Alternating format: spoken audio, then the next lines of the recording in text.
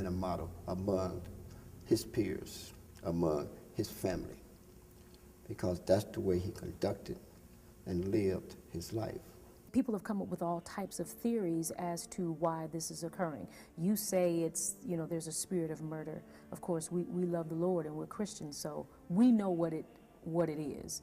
But in addition to that, there are some natural things that are in place as well. I'm going to throw out some theories at you, and you tell me if this is correct.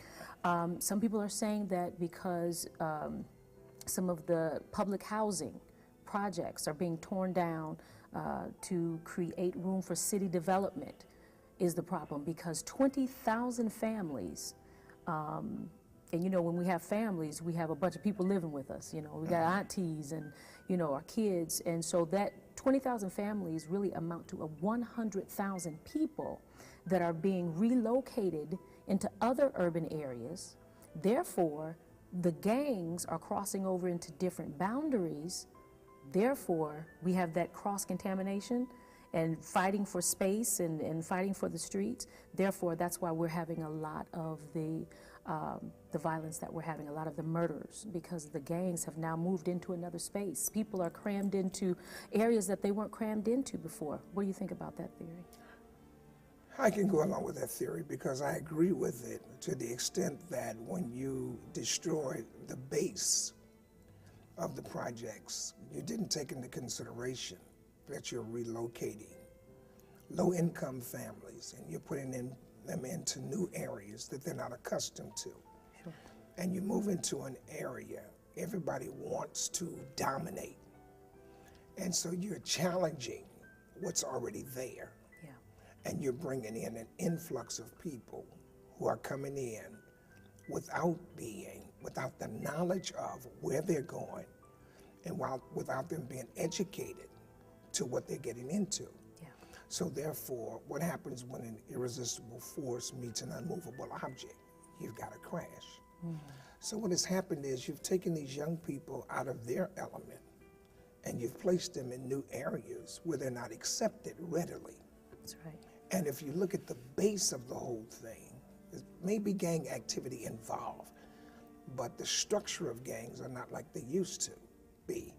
It's totally out of control now. So you're dealing with renegades, and I say renegades because of the fact that these people are not connected to a structured gang environment. Now, when you say structured gang environment, you mean that maybe years ago, when you had a structured gang, there was some type of leadership and they held to some type of code of conduct. Right. Is that what you mean? That's exactly what I'm talking about, Yeah. because back in the day, if the leader of that gang said, don't do it, Yeah. everything shut down. Pastor, you pastor right here in the south side of Chicago where most of the homicides are occurring. How do we fix it? Let's go back to one thing and then I'll move on.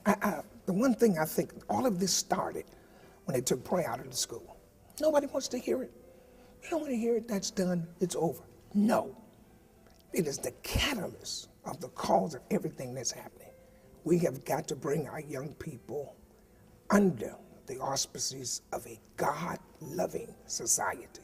We want to put the blame on the police, on the neighborhood, but we never take responsibility as ministries to deal with this problem and let these kids know God makes a difference.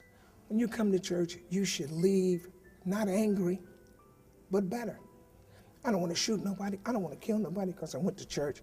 Preacher said something to me. I got in that atmosphere where I wanted to put my guns down. I didn't want to take drugs. I didn't want to use drugs. I didn't want to take no alcoholic, be an alcoholic. I wanted to be somebody better. We can't blame it on the school. We can't blame it on the police department. Everybody has got to take self-responsibility for the actions of our young people. All these young people died, 67 young people dead, and all of them were innocent. The devil is a lie. It was a lot of stuff happening that we will never bring to the light. And everybody looks to blame it. Everybody wants programs. Programs are not going to help you if you don't have a base.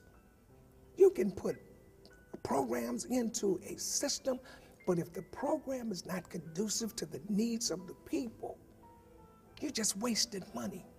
And I believe it was President Truman who said, the hand that rocks the cradle rules the world. Mothers, whether they want to hear me or not, whether they like me or not, a mother is responsible because that mother has to be the one that cradles that child and teaches them principle. Because most of us as fathers, as men, once we plant the seed, we gone. How many men take responsibility for their children that they fathered, whether out of wedlock or in wedlock? How many of them would take the responsibility to raise their sons? Our young boys are getting killed on the street like sheep. Where are the men? Where are the men that's supposed to take a stand to tell these young boys this is not the way? They have no role models.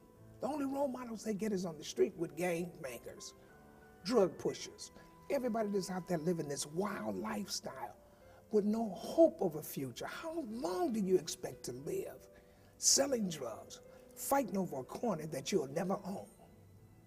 And as soon as the city, the system gets ready, they do like they did with the projects, move them all out and reestablish, rebuild the neighborhood, and let another class of people come in where you were raised. Yeah. So everybody has got to take responsibility in their own areas. In the home, take responsibility. In the church, take responsibility. Police, take responsibility. Neighborhoods, take responsibility. And we'll lick this problem. God, in the name of Jesus, we stand as one, united in this podium, pastors, preachers, and teachers, and we come together for one cause, to invoke deliverance and healing of these souls. These young people that walk through the valley of the shadow of death, their lives are threatened on a consistent basis. As of tonight, we cover them with the blood. Every demonic force, and God, I thank you for spiritual warfare, because you have given us to recognize and realize that the weapons of our warfare are not carnal, but they're mighty through God. As of right now, Satan, I want you to know you messed up, because if you were going to keep control, you never should have let them come to church tonight. But because they came here, they found victory and they found deliverance. For it's in his hands, this too shall pass. It's in his hands, this too shall